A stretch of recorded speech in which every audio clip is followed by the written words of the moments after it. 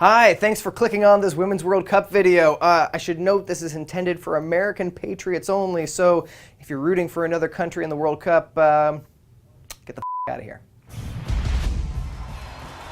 So, if you're just checking in with the U.S. Women's National Team for the first time since the last World Cup, shame on you. But you probably remember three players: Alex Morgan and her speedy ponytail, Abby Wambach and her magical head, and Hope Solo and her police reports.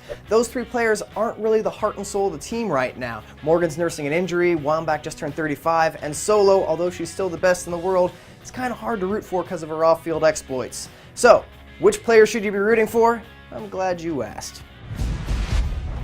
American players that you should be rooting for at the 2015 Women's World Cup. Number 1, Megan Rapinoe. Probably the most versatile or at least dynamic winger on the team. She can score, but is probably best suited when she's providing service from the flanks, like the perfect pass she made to Abby Wambach that saved the U.S. against Brazil in 2011. That doesn't get old. Number 2, Lauren Holiday, one of the best playmaking midfielders in the world. Recently, she's been thrust into a more defensive role because the U.S. doesn't have a true defensive holder.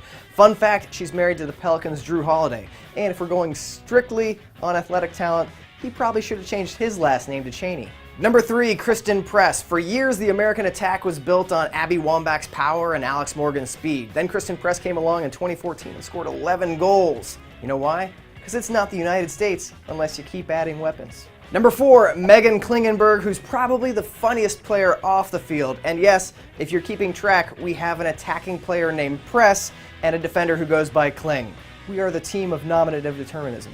And number 5, Sydney Leroux. My favorite. She was born in Canada but wanted to play for the U.S. ever since she saw Brandi Chastain win it all for America in '99. Yeah, suck it, Canada. She's going to win a World Cup for us on your soil.